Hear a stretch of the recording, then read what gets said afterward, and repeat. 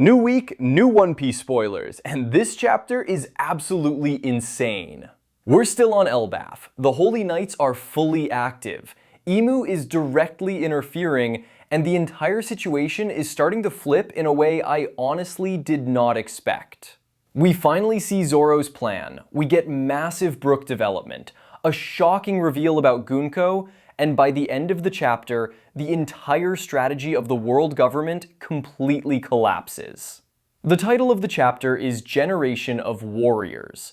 At first glance, that sounds like a classic Elbaf chapter. Giants, warriors, honor, legacy.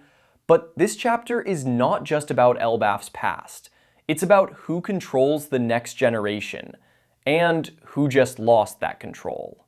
The chapter opens with Zoro. He jumps across the heads of the giants, cutting them down one after another. These are the same giants he was drinking with earlier, raising cups, celebrating together. And now they're completely overtaken by dark control. Zoro doesn't hesitate. He doesn't hold back. They're enemies now, and he treats them as such. And the legendary Zoro plan everyone expected? There is no deep strategy, no complex Enma technique, no clever manipulation of terrain. It's literally just Zoro jumping on his enemies and cutting them down. But there might actually be more behind it. When Zoro reaches Broggy and Dory, something interesting happens. He dodges their attacks in a way that causes them to nearly hit each other. And that instantly calls back to Little Garden, those legendary panels where they fought endlessly for pride. It really feels like Zoro is trying to awaken that rivalry again. Demon Broggy and Demon Dory, turning their rage toward each other instead of Elbaf. If that works, it would be classic Zoro, not outsmarting them with words, but letting warrior pride do the work for him. Pride has always been the true weakness of giants. And then the chapter shifts, and this is where everything changes. While Jinbei and the others are still trapped by the arrows, Brook manages to break free. While everyone else is immobilized, Brook moves. And then he drops a reveal that completely reframes the arc. Brook knows Gunko. He calls her by her real name, Princess Shuri. She is of royal blood, blue hair, 2 different eye colors. Brook recognizes her instantly. And then Brook says something that hits like a truck. He calls her the father-killing princess. She killed her own father. But here's the twist that makes this so heavy. That father was Brook's master. The spoilers describe him as being to Brook what Shanks is to Luffy, his mentor, his guiding star, the person who shaped his life before piracy. That alone adds an insane amount of depth to Brook's character. This isn't just a random emotional moment. This is Brook confronting the deepest wound of his human life. And that raises an even darker question. Did Princess Shuri kill her father by her own will? Or was she already under Emu's control back then? Because if Emu has been manipulating royal bloodlines for decades, or even centuries, then this tragedy might have been planned long before Brook ever set sail. Brook speaks to her, not as an enemy, but as someone who knew her before Emu. And it works. Princess Shuri briefly regains control of her body. Her expression changes, her posture softens. She reaches out to Brook. For a moment, Emu's grip is broken. Brook almost reaches her hand, but then Emu takes over again. Brook is violently thrown across the battlefield, slammed into structures, completely overpowered. It genuinely looks like Emu is about to kill him using Gunko's body.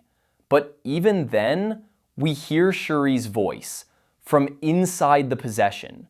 She calls out to Brook. She tells him to run. And that moment alone proves she's still in there, still conscious, still fighting Emu from the inside. And if she's fighting, then Emu is not invincible. And of course, instead of continuing that scene, the chapter switches perspective. We move to the new giant warrior pirates. They launch a massive combo attack, similar to Broggy and Dory's iconic strike, against a gigantic nightmare mother creature created by Gillingham.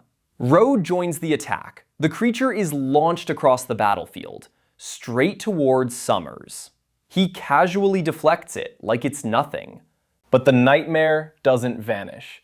It crashes directly onto the ship in the harbor, the exact ship the giant children were running toward. The ship is destroyed, and that's the moment everything becomes clear. The world government's plan has completely failed. The children can't be teleported. They don't have Imu's mark. The ship was the only way to take them, and now the reality sets in. The ship is gone. The Great Eirik is already destroyed. There are no giant-scale ships left. And no, the Sunny won't work. These are giant children. The Sunny is far too small. Which means the world government has lost its greatest leverage. And now the pressure flips. For the first time on Elbaf, it's Imu who has to react instead of control. Does Imu snap and threaten to kill the children?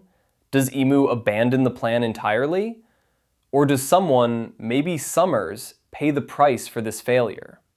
One thing is absolutely clear. Brook is the emotional and narrative key of this arc.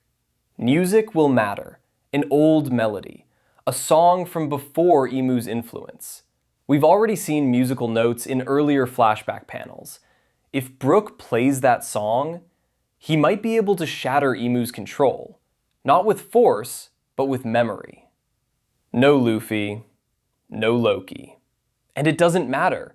Brook, Imu, Princess Shuri, and the collapse of the world government's plan push the story forward massively.